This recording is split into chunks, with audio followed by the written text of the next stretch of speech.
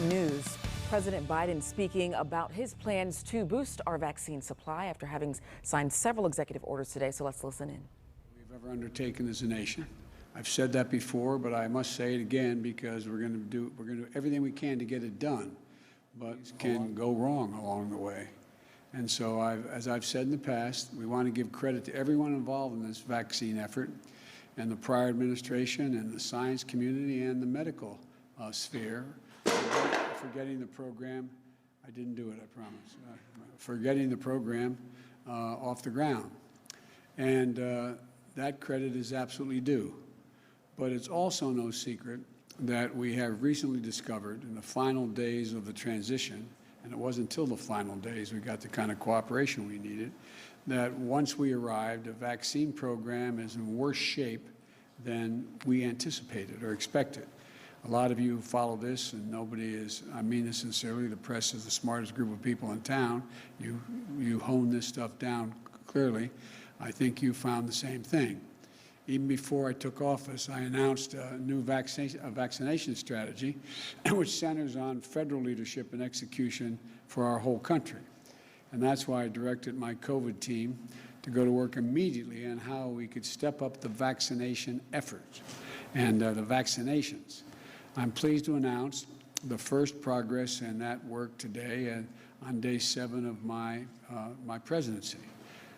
First, after review of the current vaccine supply and manufacturing plans, I can announce that we will increase overall weekly vaccination distributions to states, tribes, and territories from 8.6 million doses to a minimum of 10 million doses. Starting next week, that's an increase of 1.4 million doses per week. And you all know, if I may note parenthetically, you all know that the vaccines are distributed to states based on population. They're based on population. And so the smaller the state, the less vaccine, the bigger the state, the more they get. And so this is going to allow millions of more Americans to get vaccinated sooner than previously anticipated. We've got a long way to go, though. The second thing, we're increasing the transparency with states, cities, and tribes and local partners when it comes to the vaccine supply. This is something we've heard over and over again from both Democrats and Republicans, state and local leaders, that they need a plan in order to they need to know what they have to plan on. They need to know what the order is going to be. Jeff had a meeting with the governors on Zoom and others, and I think we're getting this coordinated in a way that there's increased cooperation and confidence. But until now, we've had to guess how much vaccine to expect for the next week, and that's what the governors had to do. How much am I getting next week? This is unacceptable. The lives are at stake here. From this week forward, God willing, we'll ensure that states, tribes, and territories will now always have a reliable 3-week forecast and what the supply they're going to get. So they'll know 3 weeks ahead of time what's going to be there in the 3rd week. This is going to help make sure governors, mayors, and local leaders have greater certainty around supply so they can carry out their plans to vaccinate as many people as possible. So we will both increase the supply in the short term by more than 15% and give our states and local partners more certainty about when the deliveries will arrive. These 2 steps are going to help increase our prospects of hitting or exceeding, God willing, the ambitious goal of 100 million shots in 100 days. But I also want to be clear, 100 million shots in 100 days is not the end point. It's just the start. We're not stopping there. The end goal is to beat COVID-19.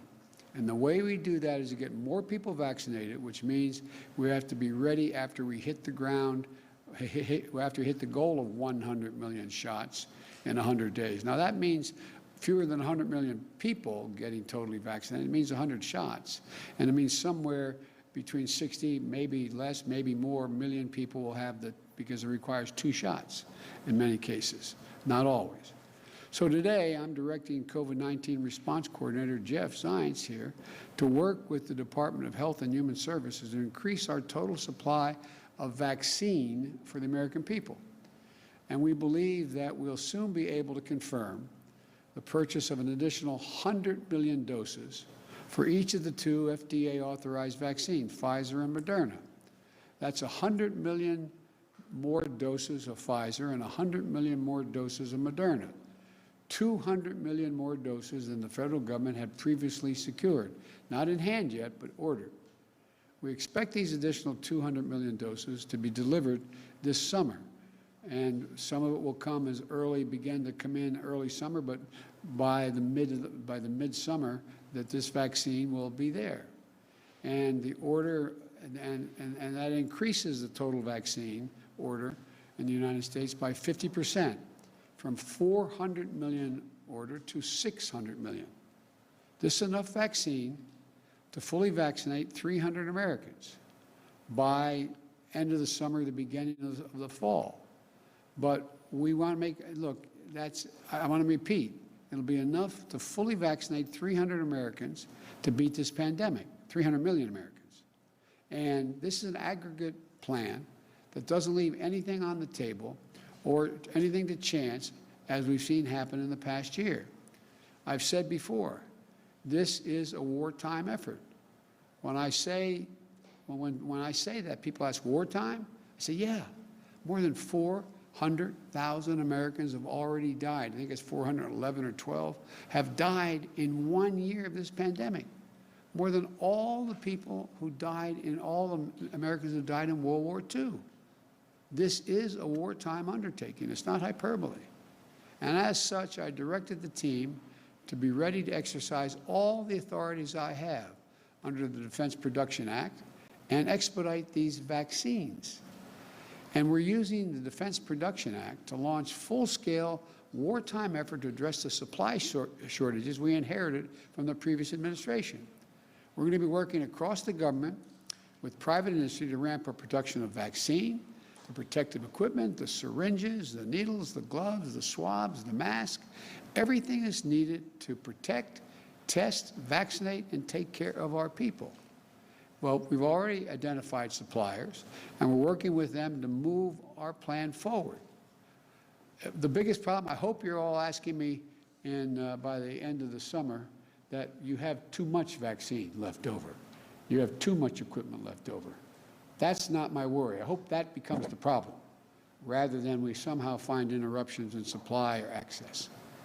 These aggressive steps to increase vaccine supply come on top of the steps we took last week to get more people vaccinated for free, to create more places for them to get vaccinated, and to mobilize more medical teams to get shots in people's arms. We've directed FEMA, the Federal Emergency Management Agency, to stand up the first federally supported community vaccination centers. And that work is underway. We're working to make vaccines available to thousands of local pharmacies beginning in early February. It's a couple weeks off. And that will enormously expand our reach. Last week, I also signed a declaration to immediately begin reimbursing states 100% for the uses of their National Guard to help the COVID relief effort, both getting people, getting the sites set up and even using some of their personnel to administer some of the vaccines. And I think it's something Democrats, Republicans, governors alike have called for. We're also expanding testing, which will help schools and businesses reopen safely and protect the most vulnerable.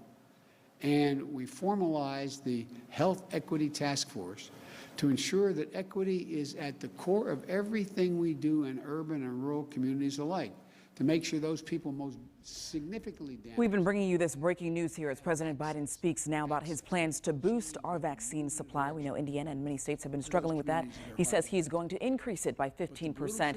We're going to keep an eye on this for you here first at 4. But in the meantime, we toss things over now to Live at 5 for continued coverage.